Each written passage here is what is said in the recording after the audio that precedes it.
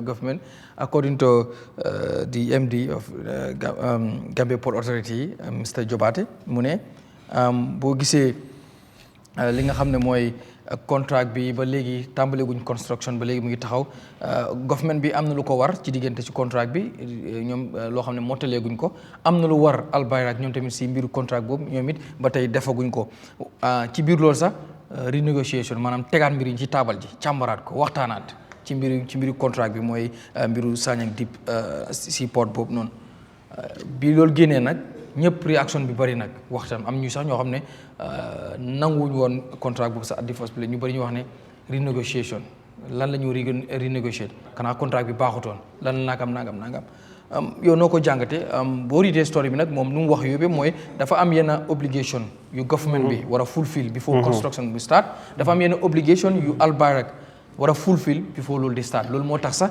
léegi ñoom ñaar ñëpp a ngi ci taabal ji toog di waxtaan so noo koy jàngate yow waaw xam nga fu ñu laanoon you were talking about the rural electrification tey rural electrification bi the OMVG the Gambia River Electrification Project was since 1976 nga xam ne at that moment they did surveys to see even the Gambia mënoon na am a dam that the Gambia River can support a dam. This is a detailed study which is in the presidential files, and Barrow knows it.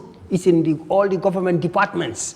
A detailed study in the 1970s, Momline conduct for the OMVG. That project, Bohamne Jawara start, is being financed by the African Development Bank, the World Bank, and the European Development Bank. So when Barrow collects tax money, and don't tell the people what he does with the tax money, and projects which are funded, and have started being funded since 1976, right? It picked up momentum under Yahya Jammeh in 1990. It was not related to who is the president of the Gambia, does not matter. The OMVG started with Gambia and Senegal, and then became a bilateral agreement. Then mu develop, mu include Guinea-Bissau and the other neighboring countries. You understand? All these countries, Guinea-Conakry and so on. So it is beyond the presidential, mandate. Understand? The financing is not from the tax money. So the president Barrow, with them around, dama defi, dama electrify, he's a little project la bo hamne Jawara start nako and nekut ne dafa stop there. It was flowing and continuing. And when Yahya Jammeh came, nekut ne dafa stop there. Mung don continue, mom tam su baye dafa neka di continue. Rural electrification. No. What do you mean? 719 communities. Is that his money? Is that the money he collected? It's fine. After ñu corruption wala what daf ko implement dafa jël xaalis bi wala project bi mu use ko fi mu wara dem 719 lamp yu ñu ngi tak yow gis nga lamp yi garmi yow fi nga tok ni tax la lamp yaa ngi tak waaw no fi nga tok ni tax la foundation am na ko. Understand? Léegi su demee ba 20 story building nga toog ci kaw 20 story building wala nga jeexal 20 story building xanaa su fekkee ne foundation bi rek laa def man yow nga ñëw nga defar the other 20 stories xanaa yow da ngaa wax ne man lu ma defuloo ko. You can't do that. The people who envisioned this, Damalawa, you have to give credit to how the project was envisioned. Anyway, we will come to that another time. So right? But then now you're talking about Alport. Yes. Very similar. Jawara dafa amon Singapore dream. And so they get Singapore dream. Singapore is a small country. Bi nga xamne trade was the engine of growth in Singapore. That within 30 years ñu develop from a developing country to a developed country. From a low income country to a high income country in one generation. The whole idea of Singapore was the economy was built around a port. You have a port that can handle so many thousands of containers a day, so many thousands of goods and services pass through, or goods pass through and go to other countries. In Gambia, we believe that landlocked countries like Mali and so on could all utilize the port of the Gambia. And then the port of the Gambia, moy neka the engine of the growth. Lolu moy won the Jawara Singapore dream. Yahya Jammeh came with Vision 2020. It was also built around the port. Barrow mom amut vision. He don't have a dream. He just have a business idea. Mooy port bi naka lañ ko mun a jëlee ñu jëbal ko ñu tayla ko keneen. The fact is clear. Bu mu ñëwee when they come, you know, the Gambia government is renegotiating.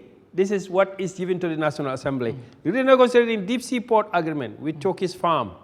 Albayrak, the managing director, Mr. Jobate said, the original 30-year concession.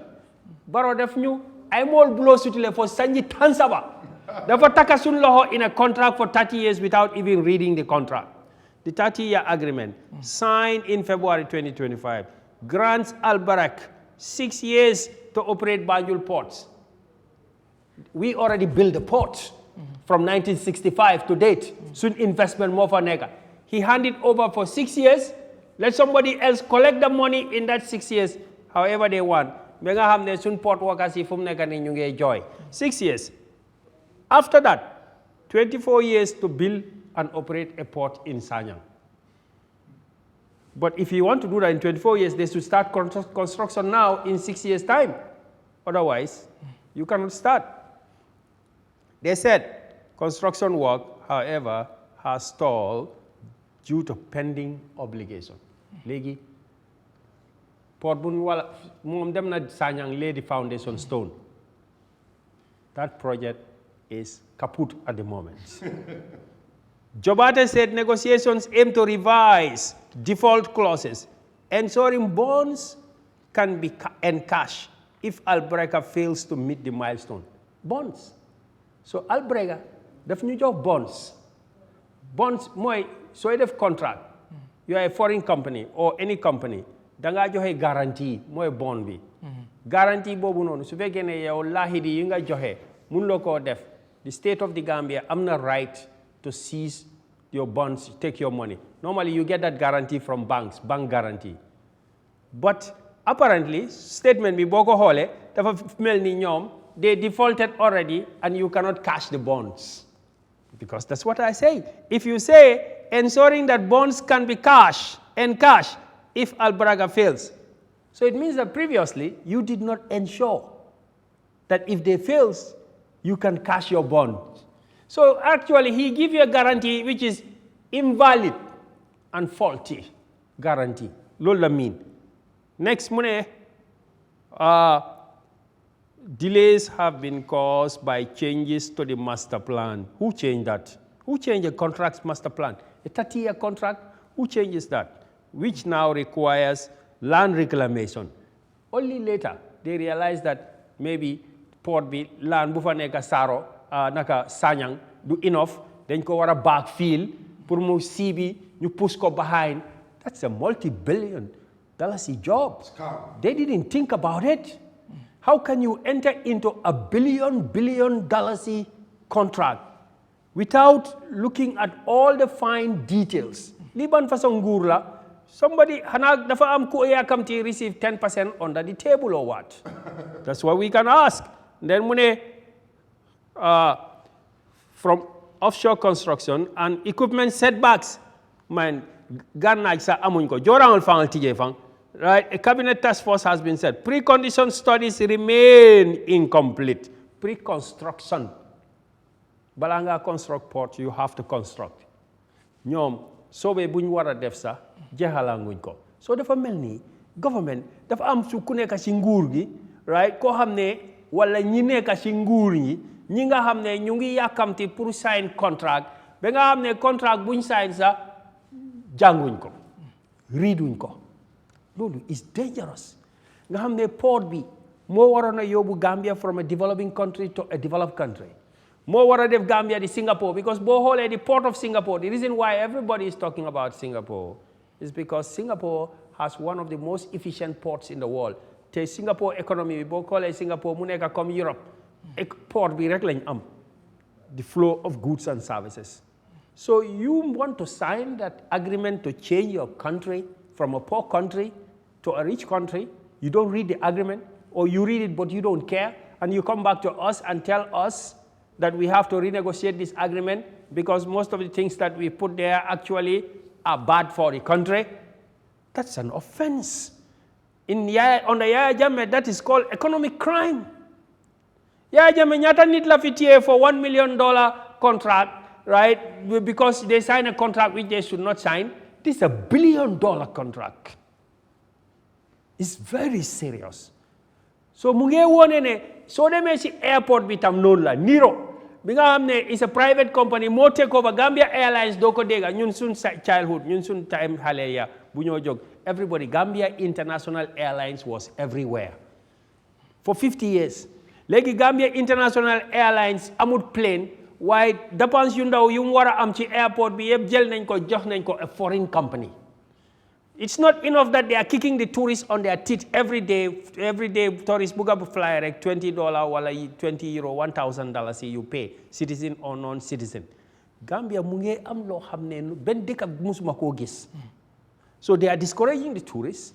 The ports, which is the gateway for the country, is already in a mess, contracted just for somebody to receive, right, something under the table because ñun ñëpp xam nañ soo gisee façon contract bi somebody is benefiting loolu Barrow moo ko mun a answer because moom lañ dénk réew mi we don't care who is the minister or the managing director this is too small for the managing director la ñoo use rek like just a front but we know that this kind of contract minister sa du ko sign without the approval of the president. This is a cabinet decision. This is a cabinet level decision. A very serious implication. 30 years. 30 years fan la Barrow di nekka. Somebody who is 60 years now. Where is Barrow? 30 years time, Barrow is 90. So does he care? He doesn't care. He's retired or we have already pushed him out by then. He doesn't care. Right? So they sign an agreement but ñoom yeg agreement wala sign mais alon ko ay banko buloni euro city le ay mol dundi dinko kono le luta garmi xam nga luta li dafa important. Because Gambia went through this so many times. So xoolee the economic history di nga gis ne dëkk bi am na pour jafe-jafe yum am yoo xam ne cost nañu billions. Carnegie Mellon, right, dafa nekkoon a mineral mining company. Australians ñoo ko daan run. They were operating also in Sanyang. They came and they signed some agreements and then later the government, they fell out with the government. When you sign it, in law there is nothing like bad bargain. So long as all the parties are willing and everything is disclosed, that's your business. You are the one who bargained poorly. So Gambia government, when you obey Carnegie Mellon to court, to cut the story short, after Carnegie Mellon, then we go for international arbitration when the government canceled the contract. They refuse. They say no. And then international arbitration, we ended up paying millions. It's not only Carnegie Mellon. So that happened even in NAWEC. Originally, in PPP time, when they sold NAWEC, and then later the investors, they fell out with the investors, or when the military regime came, they fell out with the investors. Hana déglo story bi Gambia bi nga xamné amna businessman bo xamné dafa dem ci ala bi helicopter bi ñew mu enu ko. Right? Our country has been fighting with foreign businesses simply because some politicians or some technocrats mu tok fale sign contract bi nga xamné mom ca xamna né contract bi da fay dugal Gambia ci pax mu sign ko because mom personal interest am dañ ko jox mandat wala dañ ko jox briefcase wala dañ ko jox envelope lolu motax ñu sign contract bobu nonu te contract bobu nonu ñoon xam nañ ne dafa lor dëkk bi so port bi so ko lose Gambia su lose port bi dañoo nekk we will be enslaved te happen na fi in China right in Zambia it happened dëkk bi dañ jël bor bi nga xam ne mënuñ koo fay ñu dem ba port bi nag people said the Chinese companies took it sa port bi suñ ko jëlee yow sa price malo sa price diw sa price lu nekk ci marché bi doo ko mën a determine is in foreign hands when your port is in the foreign hands your economy is in foreign hands Mane Barrow is taking dangerous decisions. All right. Yow renegotiation da nga jàpp ne wartu am bi bu fekkee jàpp nga ne contract bi ndax am na ñu ko doon criticize ne contract bi xëy na baaxut am na yenn yu si xew fii wut Gambie soo bu government bi demee ba xëy na am na lu mu gis ba wax ne pour ñu renégocier xoolaat mbir yi loo xam ne xëy na Gambie dinañ si gis boobu soo yow da nga jàpp ne loolu wartu mën a nekk ba yaa ngi koy tuddee ne maybe bu fekkoon on the Jammeh la economic crime la. No economic crime la because soo signé soo demee ba sign contract ba pare government bi is doing its part because the moment wax ne government bi sign a contract waaye government mënut a implement its part what is that No, for now, we can implement. Maybe. Yeah. So they are yet to implement it. Wow. It seems like it is the government more realized they made a bad deal. Yeah, because the language, but understand English. Language, government be more solar because we want to redo the agreement so that we can encash the bonds. The government ni dañ la jox guarantee boo xam ne amut njëriñ yaa ngi ko soog a realize ne guarantee bi kayti neen la. So yow da nga bugg a dem toogaat pour kayit bi nga mun see njëriñoo nga bugg a dem toogaat ñu say. So it's the government, the people of the Gambia ñoo lose ñoo am bad side of the deal. So ñun ñoo soxla pour negotiate. We handed over the port to them. They can do like this. After 6 years, they go. All of those, their staff are all staying in a hotel. You know how much that cost? All port staff are staying in a hotel. One night can pay all the port cleaners in the port, all the dock workers. Send night do not spend in a hotel, right? Lolu munna fay dock workers yi Gambia yep. Tay lolu halis bi fi la mo joge Gambia la mo joge Gambia lañ ko liggéey Gambians la ñoo ko liggéey ñu ngi am ay staff mbat ñu ngi tedda ci hotel bi melni ñun ñu fa daan liggéey Gambians ñu fa daan liggéey xana hotel lañ daan tedda.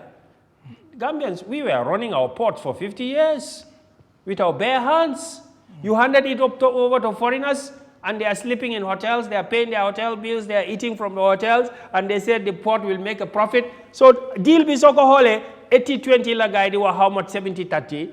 Soko hole a reasonable company Gambia, major company comme Manela Eyeafrica is a TV company or a construction company. You luñ dé estimate, right? Sa staff cost bi li nga fay sa liggéey kat yi dina dem about 3/3, right? Or 1/3. su fekkee ne xaaj nga ko 100 30% bi yëpp dafa dem to staff cost kon yow soo jëlee 20% yow doo am enough to pay your staff. So mooy tax nga gis port bi Gambia port management is fighting with the Gambian staff because ñoom private company bi jël na yëpp scrum bu fa des ndesit yooyu noonu bu fa des ñoom ñun Gambian si at the port loolu la ñoo nekk di xëccoo. That's what it means. So the government already realized that it's a blunder. They're going to fight with the staff. They cannot do what they were doing before for the staff. So su fekkee ne ñoom luñ say for these 6 years yëpp spend nañ ko on the staff cost. What do we have from the ports now to develop the economy? What is it that they have people they handed over a private company, right, without even reading or doing the due process for a whole government bi nga xam am na thousands of experts. Lee boy, we need Barrow to explain this. I don't need Jobate to tell me anything about this. All right. Mr. John, nooy analyse mbir mi toog nañ rek xëy gis kayit yi